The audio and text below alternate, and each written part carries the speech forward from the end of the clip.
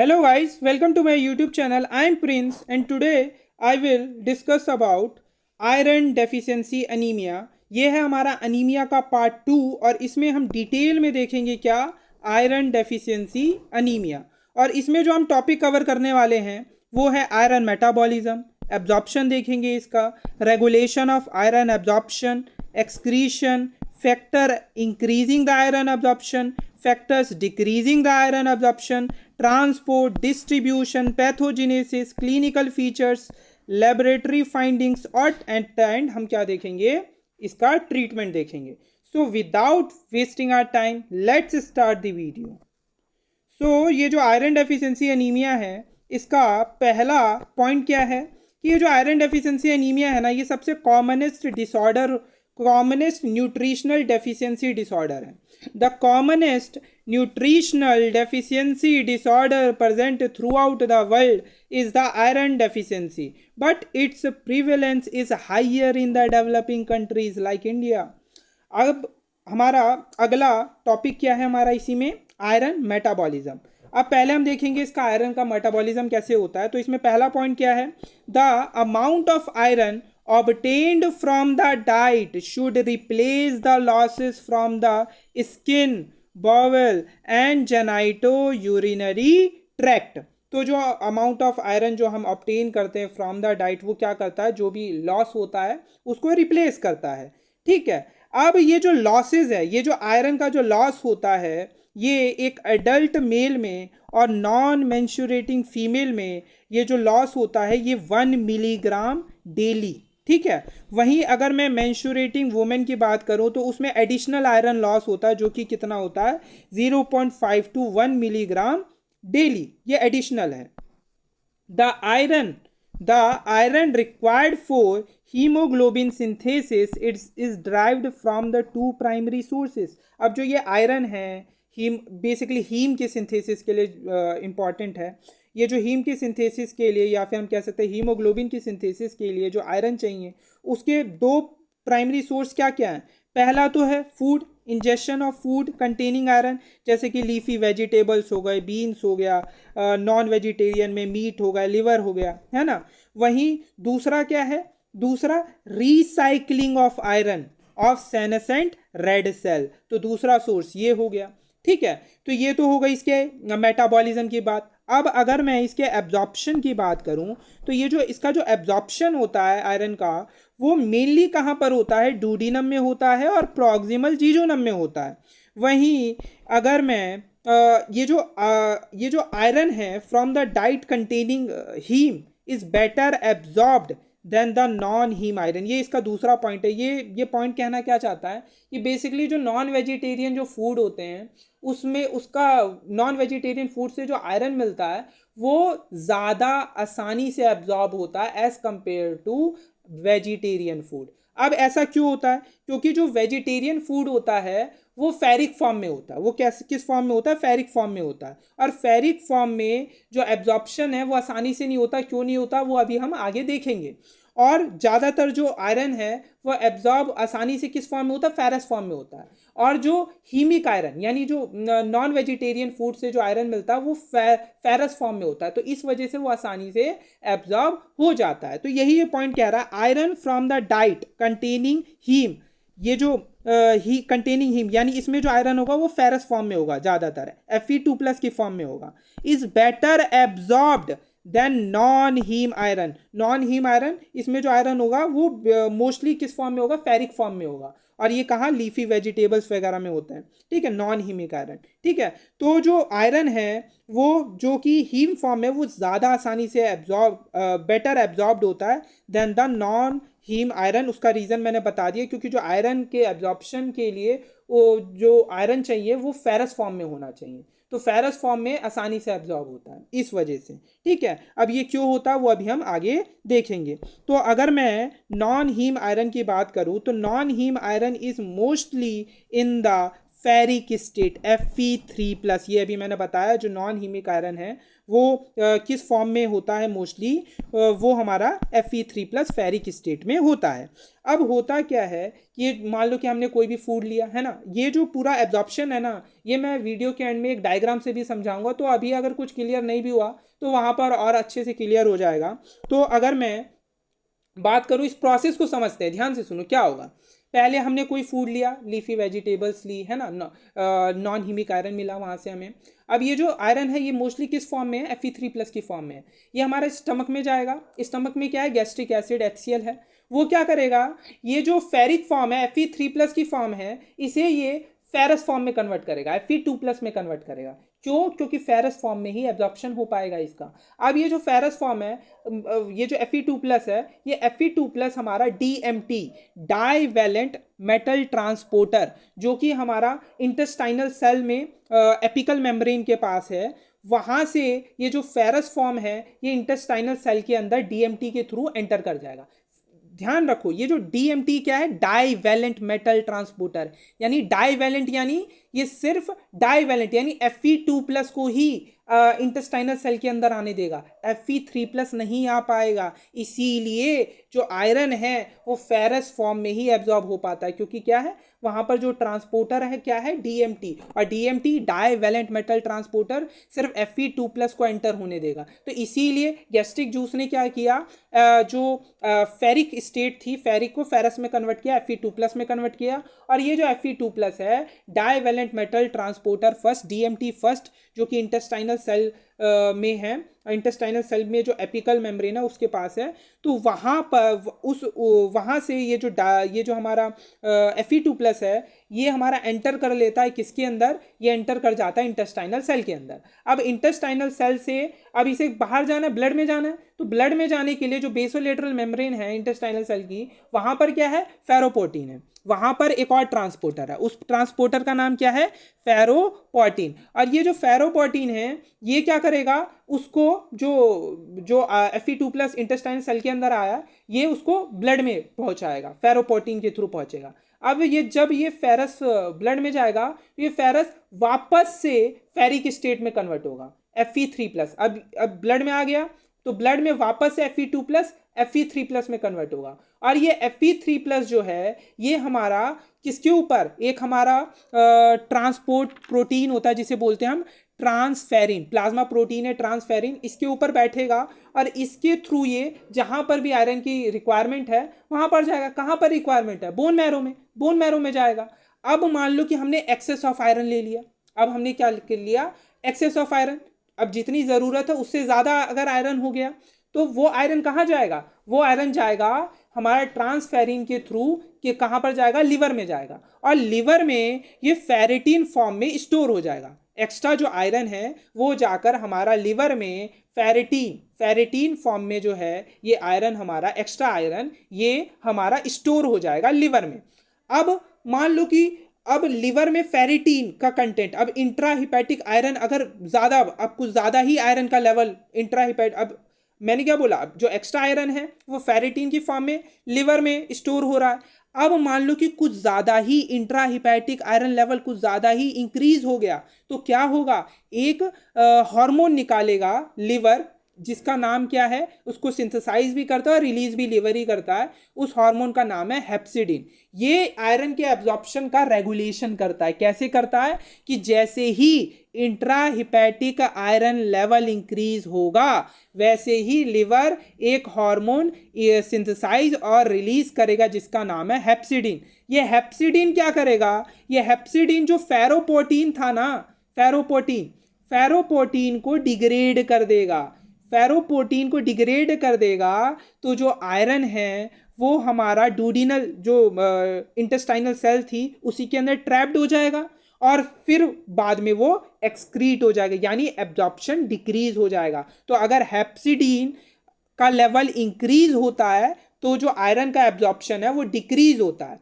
और जब आयरन का एब्जॉर्प्शन इंक्रीज होता है तो हेप्सिडीन का लेवल जो है डिक्रीज होता है। कहने का मतलब ये है कि जब बॉडी के अंदर आयरन जो है, आयरन कम होता जाएगा, आयरन स्टोर कम होते जाएंगे, फेरेटिन जो है कम होता जाएगा, तो क्या होगा, हेप्सिडिन कम रिलीज होगा, उसका वो डिक्रीज हो जाएगा। वहीं अगर जो बॉडी के अंदर जो आयरन स्टोर है वो बढ़ गए हैं, ज़्यादा हो गए हैं, intra hepatic iron level increase हो गया, तो हेप्सिडीन ज़्यादा अमाउंट में निकलेगा और वो क्या करेगा, आयरन के एब्जॉर्प्शन को डिक्रीज कर देगा। कैसे डिक्रीज कर देगा, क्योंकि ये जो फेरोपोटीन ट्रांसपोर्टर था ना, उसको ये डिग्रेड कर देता है, जिससे फिर जो आयरन है वो इंटेस्टाइनल सेल के अंदर ही ट्रैप्ड हो जाता है। ठीक है, तो ये जो पूरी प्रोसेस मैंने आपको बताई ना, यही अभी हम आगे थियोरेटिकली देखने वाले हैं। तो एब्जॉर्प्शन में हमारा पहला पॉइंट तो यही था, iron is absorbed mainly in duodenum and proximal jejunum. The iron from diet containing heme is better absorbed than non-heme iron. Non-heme iron की अगर मैं बात करूं, non-heme iron is mostly in the Fe3 plus ferric state, must first be reduced to ferrous Fe2 plus iron in gastric acid. पता है gastric acid की मदद से Fe2 plus iron is then transported across the apical membrane by the divalent metal transporter first DMT first. अभी ये जो पूरी process बताई है ना, वीडियो के एंड में मैं आपको एक डायग्राम से भी दिखा दूंगा, तो वहां और क्लियर हो जाएगा।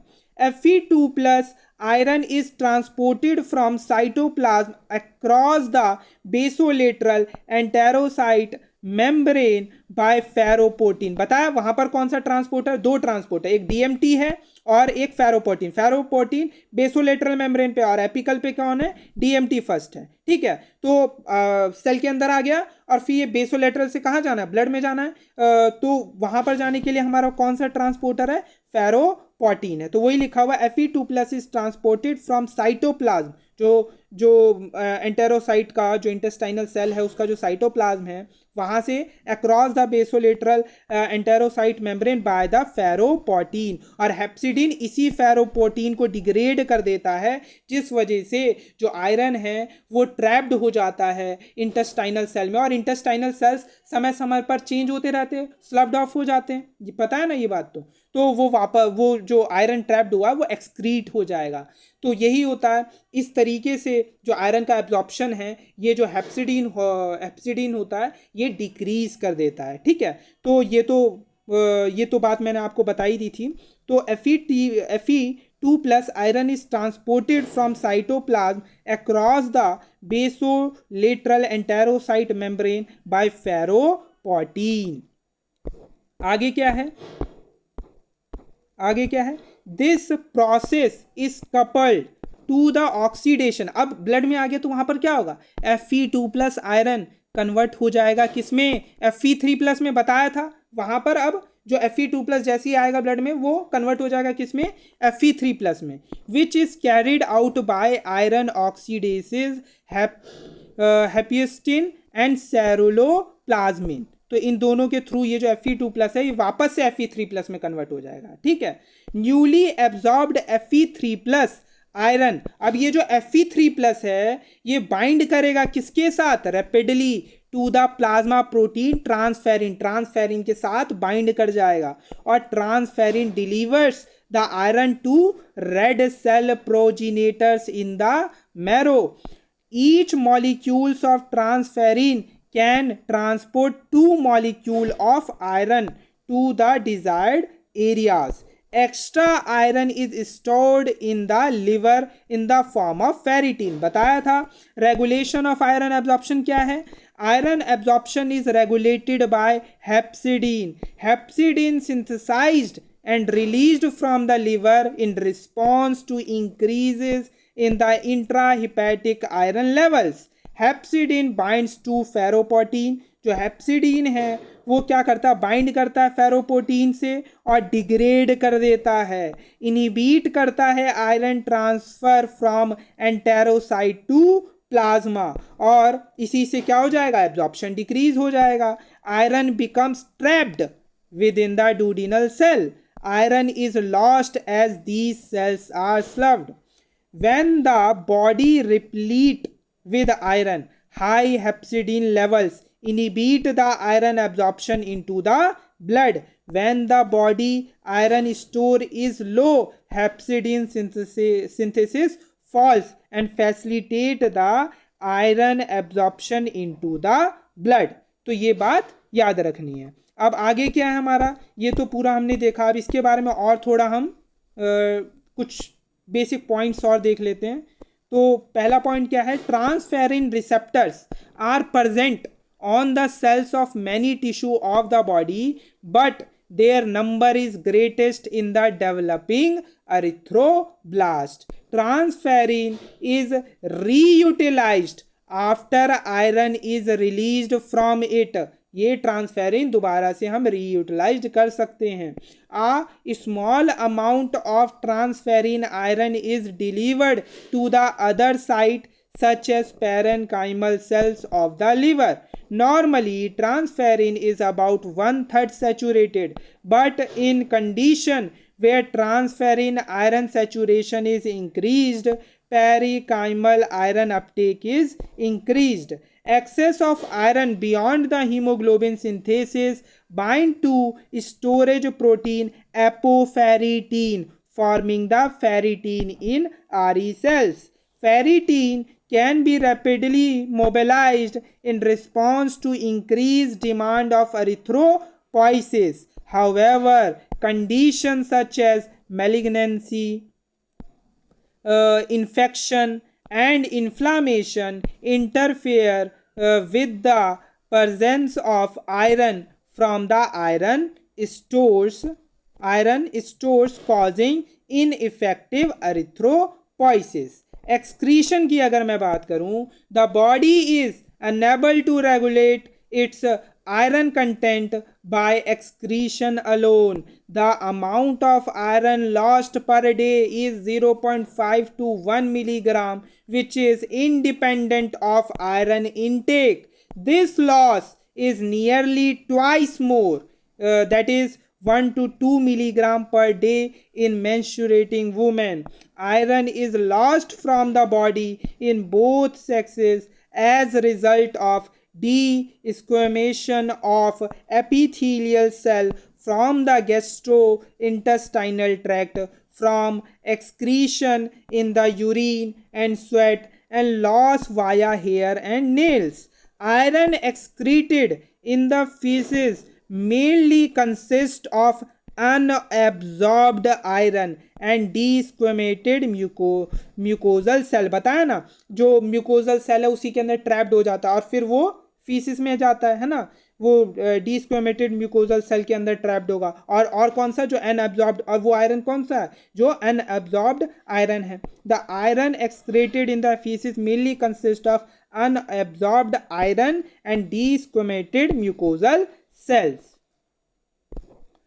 आगे क्या है हमारा, कौन कौन से फैक्टर्स हैं जो आयरन के एब्जॉर्प्शन को इंक्रीज करते हैं और कौन कौन से जो फैक्टर हैं वो आयरन के एब्जॉर्प्शन को डिक्रीज करते हैं। अब आयरन के एब्जॉर्प्शन को इंक्रीज कौन करेगा, खुद सोचो। मैंने बताया कि जो आयरन का एब्जॉर्प्शन है वो डीएमटी के थ्रू यानी डाइवेलेंट यानी Fe2+ फॉर्म में होता है। तो जितना ज़्यादा आयरन Fe2+ की फॉर्म में होगा उतना आसानी से और उतना जल्दी एब्जॉर्ब होगा आयरन। तो पहला क्या है, फेरस फॉर्म Fe2+। और क्या होगा, एसिड, जितने भी एसिड है, क्योंकि हमें पता है कि अगर फेरिक फॉर्म में आए तो फेरिक फॉर्म को फेरस फॉर्म में कन्वर्ट करने के लिए क्या, HCl, ये एस्कॉर्बिक एसिड, जितने भी एसिड है ना, ये क्या करते हैं, फेरिक को फेरस फॉर्म में कन्वर्ट कर देते हैं। तो इस तरीके से ये क्या करते हैं, इंक्रीज कर देते हैं आयरन के एब्जॉर्प्शन को। तो दूसरा क्या है हमारा, एसिड हो गए, जैसे स्टमक में HCl in the stomach, ascorbic acid हो गया, amino acid and sugar in the food. Iron deficiency के टाइम पे भी आयरन का एब्जॉर्प्शन इंक्रीज होगा कंपनसेट करने के लिए, ठीक है। और क्या, फिजियोलॉजिकल कंडीशन जैसे कि प्रेगनेंसी है, हाइपॉक्सिया है, उस कंडीशन में भी कंपनसेट करने के लिए आयरन का एब्जॉर्प्शन जो है इंक्रीज हो जाएगा। और फैक्टर्स कौन कौन से डिक्रीज करते हैं आयरन के एब्जॉर्प्शन को, तो फेरिक फॉर्म बताया, फेरिक Fe3+ फॉर्म में वो एब्जॉर्ब नहीं हो पाता। तो पहला तो हमारा क्या हो गया, Fe3+ है ना, फेरिक। दूसरा क्या है, एक्लोरिडीरिया यानी एब्सेंस ऑफ HCl सिक्रीशन। और क्या है, अल्कलाइन फूड हो गया, है ना, पैनक्रियाटिक सिक्रीशन ज़्यादातर अल्कलाइन होते हैं। और क्या हो गए, phytates, tannates, phosphates in diet. Iron overload है उस कंडीशन में बैलेंस बनाने के लिए जो आयरन का एब्जॉर्प्शन है वो डिक्रीज हो जाएगा। टेट्रासाइक्लिन्स एंड ईडीटीए ये भी क्या करते हैं, आयरन के एब्जॉर्प्शन को डिक्रीज कर देते हैं। इन्फ्लामेटरी डिसऑर्डर, उस कंडीशन में भी आयरन का जो एब्जॉर्प्शन है वो क्या हो जाता है, डिक्रीज हो जाता है। अब इसमें ना कुछ ना इंपॉर्टेंट पॉइंट्स है जो आपको पता होने चाहिए। पहला पॉइंट क्या है, जो आयरन है ट्रांसपोर्ट होता है किस फॉर्म में, transferrin. Iron is transported in the blood in combination with the glycoprotein transferrin, and iron is stored किस, एज अ फेरिटीन और हेमोसिड्रीन। तो ये भी पता होना चाहिए। अब ये फेरिटीन क्या होता है, तो आयरन और एपोफेरिटीन मिलके क्या फॉर्म करते हैं, फेरिटीन। तो ferritin is a complex of iron and apoferritin. Iron plus apoferritin is the ferritin. तो ये भी पता होना चाहिए, इस फॉर्म में ये स्टोर होता है। ट्रांसपोर्ट की अगर मैं बात करूं तो ट्रांसपोर्ट में क्या है, iron is transported in the plasma bound to beta globulin and transferrin synthesized in the liver. Transferrin bound iron is made available to the marrow where the developing erythroid cell having transferrin receptor utilize the iron for hemoglobin synthesis. ठीक है, ये तो मैंने बताया था। और क्या है, अगर मैं डिस्ट्रीब्यूशन की बात करूं, अब क्या है, ट्रांसपोर्ट हमने देख लिया, अब देखेंगे डिस्ट्रीब्यूशन। तो in adult iron is distributed in the body as under haemoglobin. पहला तो क्या, haemoglobin present in the red cell contain most of the iron 65%। Myoglobin, ये पिगमेंट हमारे मसल्स में प्रेजेंट होते हैं, कंप्राइज स्केलेटल मसल में, comprises a small amount of iron in the muscle, जो कि हमारे क्या है 3.5%। ठीक है, heme and non heme enzyme example cytochrome, catalase, peroxidase. ठीक है, succinic dehydrogenase, flavoproteins constitute a fraction of total body iron, that is कितना 0.5%। ट्रांसफेरिन बाउंड आयरन हो गए, circulate in the plasma and constitute the another fraction of the total body iron, जो कि क्या है 0.5%, ये भी 0.5%। फेरिटीन यानी स्टोरेज फॉर्म में कितना रहता है, तो 30%। फेरिटीन और हीमोसिड्रिन ये स्टोरेज फॉर्म है, are storage form of excess iron, जो कि हमारा 30% होता है। They are stored in the mononuclear phagocytic cells of spleen, liver and bone marrow and in the parenchymal cell of the liver। तो ये सब इस फॉर्म में ये जो है हमारा आयरन है यहाँ डिस्ट्रीब्यूटेड होता है। ये पूरा डिस्ट्रीब्यूशन था आयरन का। हीमोग्लोबिन में 65%, मायोग्लोबिन में 3.5%, हीम और नॉन हीम एंजाइम की फॉर्म में 0.5%, ट्रांसफेरिन बाउंड आयरन में 0.5%, फेरिटीन और हीमोसिड्रीन में 30%। और अगर मैं पैथोजिनेसिस की अब अगर मैं बात करूं, अब आते हैं, डिस्ट्रीब्यूशन देख लिया हमने, अब क्या देखेंगे हम, पैथोजिनेसिस देखेंगे। क्या देखेंगे, पैथोजिनेसिस। तो पैथोजिनेसिस की अगर मैं बात करूं तो iron deficiency anaemia develops when the supply of iron is इनएडिक्वेट for the requirement of haemoglobin synthesis.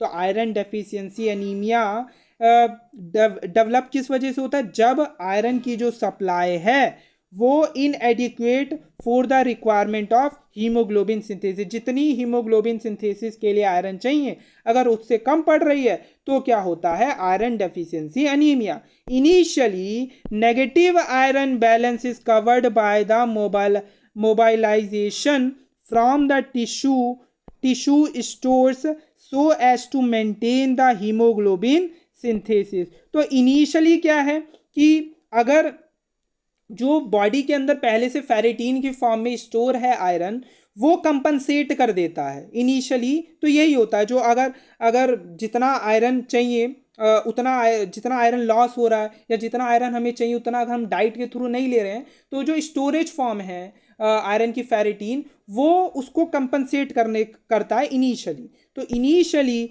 Negative iron balance is covered by mobilisation from the tissue store so as to maintain the hemoglobin synthesis. The development of iron deficiency depends one और more of the following factor. अब ये जो iron deficiency है ये develop किन factors के कारण होती है? तो बेसिकली 4 ही फैक्टर्स ऐसे हैं जो रिस्पॉन्सिबल होते हैं आयरन डेफिशिएंसी के एनीमिया के डेवलपमेंट के लिए। तो पहला फैक्टर क्या है कि इंक्रीज्ड ब्लड लॉस, अगर ब्लड लॉस अगर ज़्यादा हो गया है उस कंडीशन में। दूसरा क्या है, इंक्रीज्ड रिक्वायरमेंट, अगर रिक्वायरमेंट जैसे प्रेगनेंसी के टाइम पे है ना, वहाँ क्या होती है, रिक्वायरमेंट बढ़ जाती है, तो उस केस में आयरन डेफिशिएंसी एनीमिया हो जाता है। और क्या है, तीसरा क्या हो सकता है, इनएडिक्वेट डाइटरी इंटेक, अब डाइट में ही कम लिया जा रहा है तो वो हो सकता है। चौथा क्या हो सकता है कि अगर डाइट में ले रहे हैं बट क्या हो रहा है, एब्जॉर्ब ही नहीं हो रहा है, आयरन लिया पर वो एब्जॉर्ब ही नहीं हुआ बॉडी में, डिक्रीज्ड इंटेस्टाइनल एब्जॉर्प्शन। तो ये 4 जो कारण हैं ये रिस्पॉन्सिबल होते हैं development of iron deficiency anaemia के लिए। तो पहला क्या है, increased blood loss, increased requirements, इनएडिक्वेट dietary intake, decreased intestinal absorption, है ना। तो ये 4 हैं रीज़न जो कि रिस्पॉन्सिबल हैं आयरन डेफिशिएंसी अनीमिया के डेवलपमेंट के लिए। Progressive depletion of these reserve first lowers the serum iron and transferrin saturation level without producing the anaemia. Initially तो यही होगा, है ना।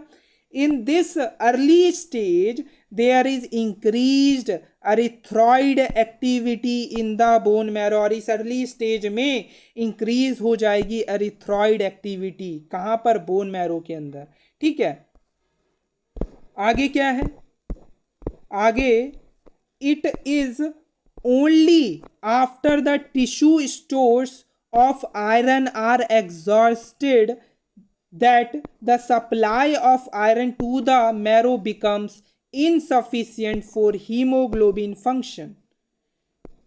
Thus, a state of iron deficiency anemia develops. और जब पूरा का पूरा जो स्टोर है आयरन का वो ख़त्म हो जाता है तब जो है ये आयरन डेफिशिएंसी अनीमिया जो है पूरी तरीके से डेवलप होता है। Thus, a state of iron deficiency anemia develops. अब अगर मैं क्लिनिकल फीचर्स की बात करूं इस आयरन डेफिशिएंसी अनीमिया की, तो नॉन अनीमिया है तो अनीमिया में क्या क्या होगा, वीकनेस होगा, फटीग होगा, ये फर्स्ट वीडियो में मैं इसके बता चुका हूँ, और डिसऑप्निया होगा ऑन एक्सर्शन, पाल्पिटेशन होगा, पैलार ऑफ स्किन होगा, mucous membrane and sclera, older patient में develop angina and congestive cardiac failure. और ये तो मैं बता चुका हूँ फर्स्ट वीडियो में भी, अनीमिया में ये सारी चीज़ें तो कॉमन है। और क्या है, दूसरा क्या है, एपिथेलियल टिश्यू में क्या क्या चेंजेस आएंगे, ये इंपॉर्टेंट है। तो इसको ना हम एक डायग्राम से समझ लेते हैं, ये क्योंकि इसकी जब तक मैं आपको एक बार पिक्चर्स नहीं दिखाऊंगा आपको ये समझ में नहीं आएगा। तो एपिथेलियल टिश्यू चेंजेस क्या क्या होते हैं इस आयरन, स्पेसिफिकली इस आयरन डेफिशिएंसी अनीमिया में, वो देखते हैं। तो पहला क्या देखने को मिलता है, ये जो नेल्स है ना, ये नेल्स स्पून शेप हो जाती है। ये डायग्राम देखो, ये जो नेल्स है कैसी हो रही है, स्पून शेप हो जाती है। और इस स्पून शेप को इसको हम बोलते क्या है, कोइलोनाइकिया। ये कोइलोनाइकिया देखने को मिलता है आयरन डेफिशिएंसी एनीमिया में। ये जो नेल्स हैं वो कैसी हो जाएंगी, स्पून शेप हो जाएंगी, कुछ इस तरीके की दिखेंगी। इसे क्या बोलते हैं हम, कोइलोनाइकिया।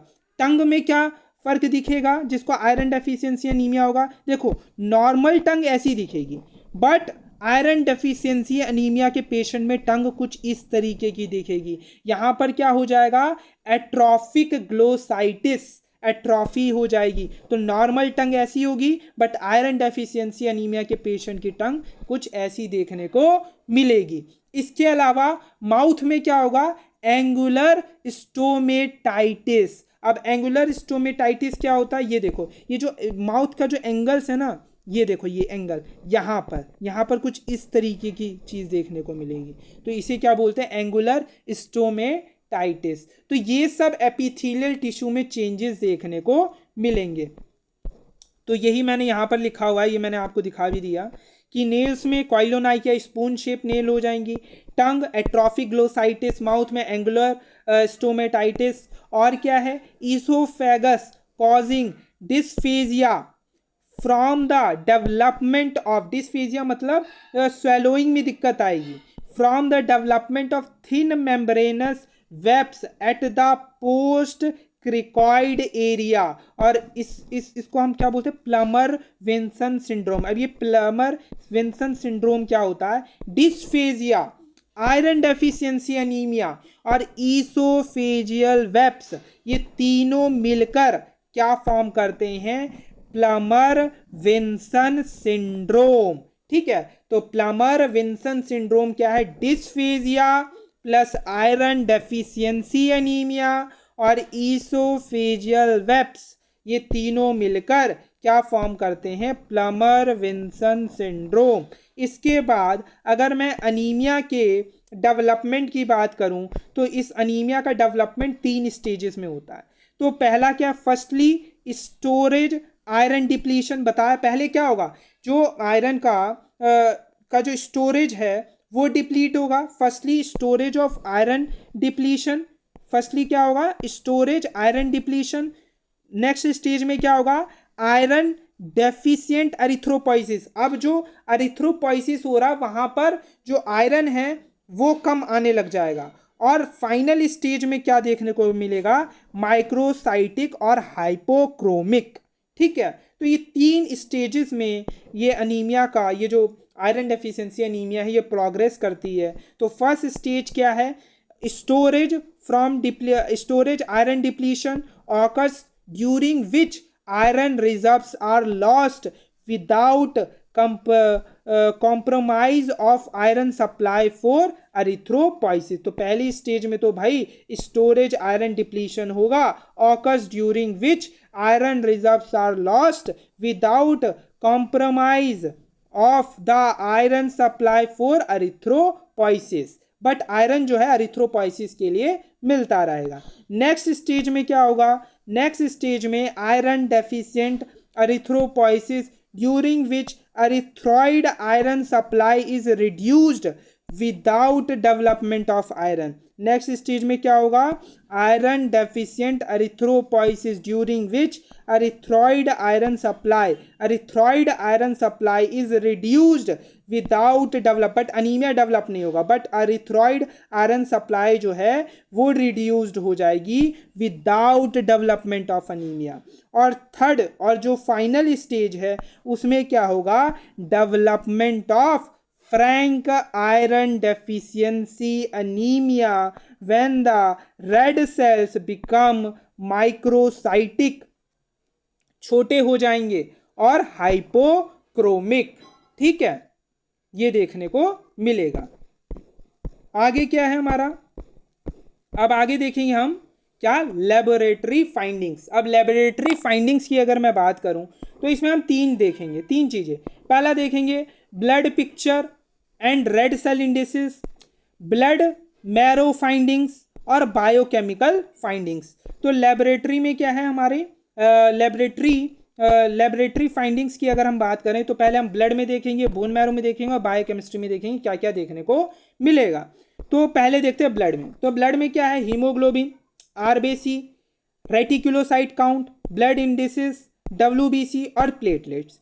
तो आयरन डेफिशिएंसी एनीमिया में हीमोग्लोबिन रिड्यूस्ड हो जाएगा, हीमोग्लोबिन डिक्रीज हो जाएगा। वहीं आरबीसी की अगर मैं बात करूं तो आरबीसी में क्या देखने को मिलेगा, हाइपोक्रोमिक और माइक्रोसाइटिक साइज डिक्रीज हो जाएगा, है ना। और रेटिकुलोसाइट काउंट की अगर मैं बात करूं तो जो रेटिकुलोसाइट काउंट होता है ये आयरन डेफिशिएंसी एनीमिया के अंदर नॉर्मल होगा या रिड्यूस्ड होगा, बट ये रेज्ड भी हो जाता है इन केस ऑफ हैमरेज। तो इसीलिए मैंने इसे इंक्रीज लिखा है। क्यों लिखा है, जो ध्यान से सुनो, ये जो रेटिकुलोसाइट काउंट होता है ये आयरन डेफिशिएंसी एनीमिया में नॉर्मल भी हो सकता है, रिड्यूस्ड भी हो सकता है, बट ये स्लाइटली रेज्ड होगा 2 to 5% in cases after haemorrhage. After haemorrhage ये रेटिकुलोसाइट काउंट बढ़ जाता है, ठीक है, कंपनसेट करने के लिए। वहीं ब्लड इंडिसेस की बात करूं, एमसीवी, MCH, MCHC, ये तीनों की तीनों ही क्या हो जाएंगे, रिड्यूस्ड, डिक्रीज हो जाएंगे। वहीं WBC और प्लेटलेट्स जो है नॉर्मल हैं, ये नॉर्मल रहेंगे, ठीक है, इनमें कोई डैमेज नहीं होगा, ये नॉर्मल रहेंगे। WBC और प्लेटलेट्स क्या होंगे, नॉर्मल होंगे। तो ये तो ब्लड में देखने को मिलेगी। बोन मैरो में क्या होगा, सेलुलैरिटी इंक्रीज हो जाएगी कंपनसेट करने के लिए, अरिथ्रोपोइसिस भी इंक्रीज हो जाएगा, और मैरो आयरन जो है, आयरन डेफिशिएंसी एनीमिया में क्या होगा, ये रिड्यूस्ड, ये डिक्रीज हो जाएगा। वहीं अगर मैं बायोकेमिस्ट्री की बात करूं तो जो सीरम आयरन है वो डिक्रीज हो जाएगा, सीरम फेरेटीन है वो डिक्रीज हो जाएगा। ये स्टार मार्क क्यों किया, क्योंकि ये मोस्ट कैरेक्टरिस्टिक फीचर होता है आयरन डेफिशिएंसी अनीमिया का।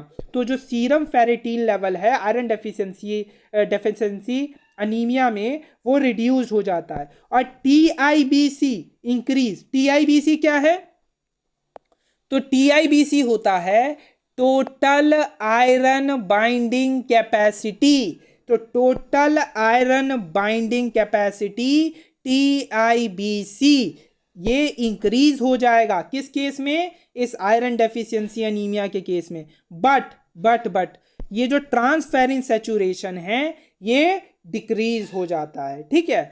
और वहीं अगर मैं सीरम ट्रांसफेरिन रिसेप्टर प्रोटीन की बात करूं, which is normally present on developing erythroid cell and reflects total red cell mass, is raised in iron deficiency anemia due to its release in circulation। अब ये जो blood picture and red cell indices है, इसको थोड़ा और detail में भी देख लेते हैं। तो डिटेल में क्या है, पहला haemoglobin, the essential feature is fall in haemoglobin concentration up to a variable degree. पता है हीमोग्लोबिन कंसंट्रेशन फॉल कर जाएगा। रेड सेल की बात करेंगे, ये पूरी हम आयरन डेफिशिएंसी अनीमिया की बात कर रहे हैं। रेड सेल की अगर हम बात करें, the red cell in the blood film are hypochromic microcytic, बता दिया हाइपोक्रोमिक माइक्रोसाइटिक हो जाएगा। हाइपोक्रोमिया जनरली प्रीसीड्स माइक्रोसाइटोसिस, क्या, microcytosis, hypochromia generally precedes microcytosis. Hypochromia is due to poor filling of red cell with hemoglobin so that there is increased central pellar। और इस वजह से क्या होगा, सेंटर में जो सेंट्रल पेलार होता है, ये मैंने फर्स्ट वीडियो में भी अच्छे से समझाया था, वो इंक्रीज हो जाएगा और पेरीफेरी पे एक थिन सा रिंग टाइप दिखेगा जहां पर, ठीक है। तो इस वजह से इसी को हम क्या बोलते हैं, हाइपोक्रोमिया। और ये किस वजह से होता है, क्योंकि जो हीमोग्लोबिन है वो क्या हो जाता है, वो उसकी पुअर फिलिंग होती है रेड सेल के अंदर, और इस वजह से क्या होता है, जो सेंट्रल पेलार है वो इंक्रीज हो जाएगा इस आयरन डेफिशिएंसी अनीमिया में। इसके अलावा there is anisocytosis and poikilocytosis. अब एन आइसोसाइटोसिस और पोइकिलोसाइटोसिस क्या होता है, एन आइसोसाइटोसिस मतलब presence of red blood cells of varying size, मतलब साइज जो है सबका अलग अलग, बहुत डिफरेंट साइजेस देखने को मिलेंगे, इसको बोलेंगे एन आइसोसाइटोसिस। और पोइकिलोसाइटोसिस का मतलब एबनॉर्मल शेप्ड देखने को मिलेंगे रेड ब्लड सेल के, तो इसको बोलते हैं पोइकिलोसाइटोसिस। और क्या देखने को मिलेगा, target cells elliptical forms, polychromatic cell, polychromatic मतलब मल्टी कलर्ड, एक या दो से ज्यादा कलर देखने को मिलेंगे, आर ऑफन प्रेजेंट। और इसके अलावा रिंग जैसा देखने को मिलेगा, क्या होगा, सेंट्रल पेलार ऑक्यूपाइज हुल, और पेरीफेरी में रिम ऑफ हीमोग्लोबिन देखने को मिलेगी। तो ये पूरा क्या है हमारा, ये हुआ हमारा लेबोरेटरी फाइंडिंग्स। अब कहाँ पर आते हैं, अब हमारा ये जो इसका आखिरी पोर्शन है वो क्या है, ट्रीटमेंट। तो ट्रीटमेंट में क्या है, correction of disorder causing the anaemia, है ना, जो डिसऑर्डर अनीमिया कॉज कर रहा है उसको करेक्ट करना। दूसरा क्या प्रिंसिपल होगा इसका, करेक्शन ऑफ आयरन डेफिशिएंसी। तो पहला करेक्शन क्या है, डिसऑर्डर, इसमें क्या करते हैं हम, द अंडरलाइंग कॉज देखते हैं हम आयरन डेफिशिएंसी का, is established after through checkup and investigation. अब जो भी है इस आयरन डेफिशिएंसी का जो भी कॉज है, उसके लिए अब हम क्या करेंगे, अप्रोप्रिएट पहले हम इसका इन्वेस्टिगेशन करेंगे, देखेंगे कि किस वजह से ये आयरन डेफिशिएंसी देखने को मिल रहा है, और फिर हम उसका क्या करेंगे, ट्रीटमेंट करेंगे। अप्रोप्रिएट अगर सर्जरी करनी है तो अप्रोप्रिएट सर्जिकल, मेडिकल और preventive measures are instituted to correct the cause of blood loss. ठीक है, तो ये करेंगे करेक्शन ऑफ डिसऑर्डर में। दूसरा क्या है ट्रीटमेंट का principle, correction of iron deficiency. इसमें हम या तो ओरल थेरेपी देंगे और पेरेंटेरल थेरेपी देंगे।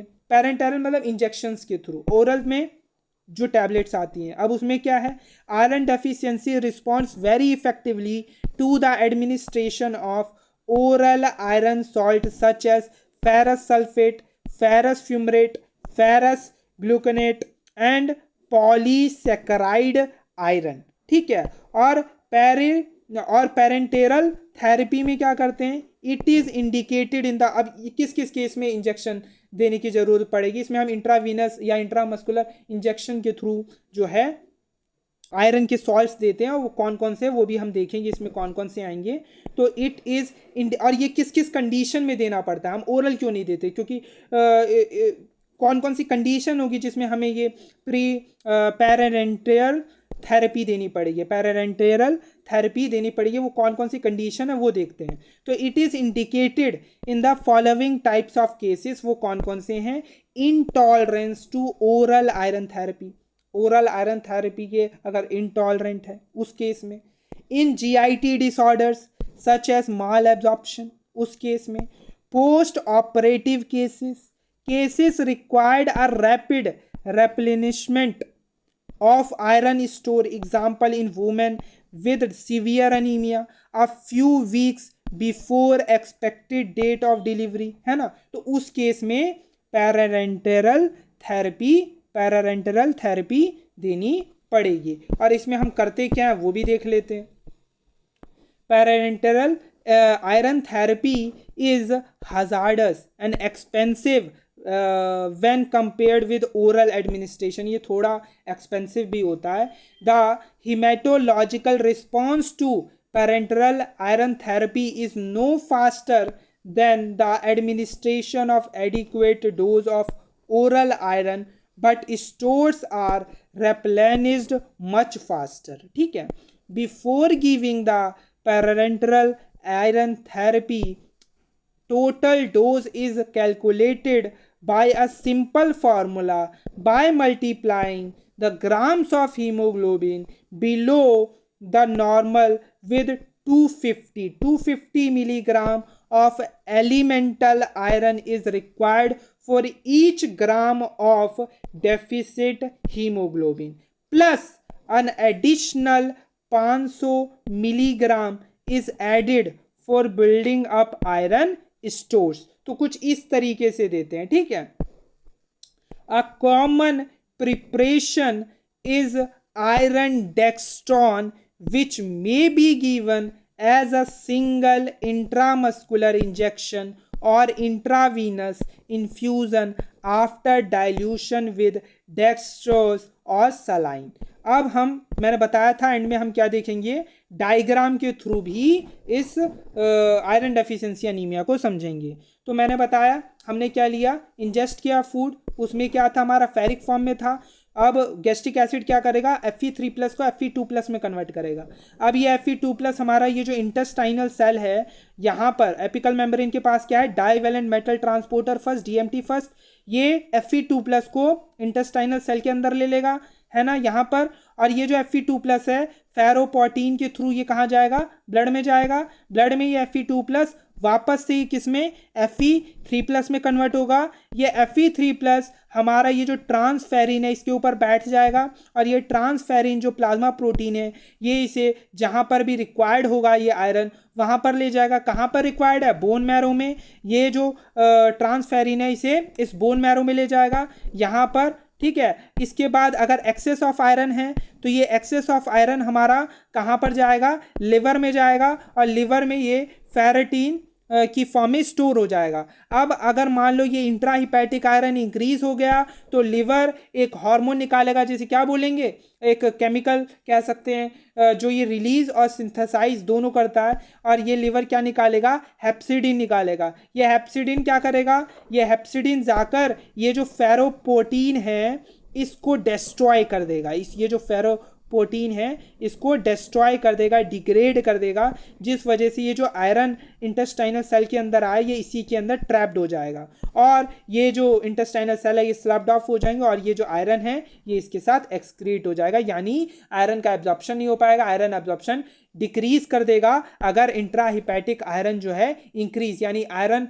का जो स्टोरेज है फेरिटीन फॉर्म में अगर ज़्यादा हो गया है तो इसके एब्जॉर्प्शन को डिक्रीज करने के लिए हेप्सिडिन निकालेगा और इस तरीके से आयरन के एब्जॉर्प्शन को ये रेगुलेट करने में हेल्प करता है। तो ये पूरी की पूरी जो टॉपिक था हमारा, ये पूरा का पूरा जो ये हमारा आयरन डेफिशिएंसी का जो टॉपिक था वो कंप्लीट हुआ। मिलते हैं ऐसी एक नई वीडियो के साथ, तब तक खुश रहें, मस्त रहें।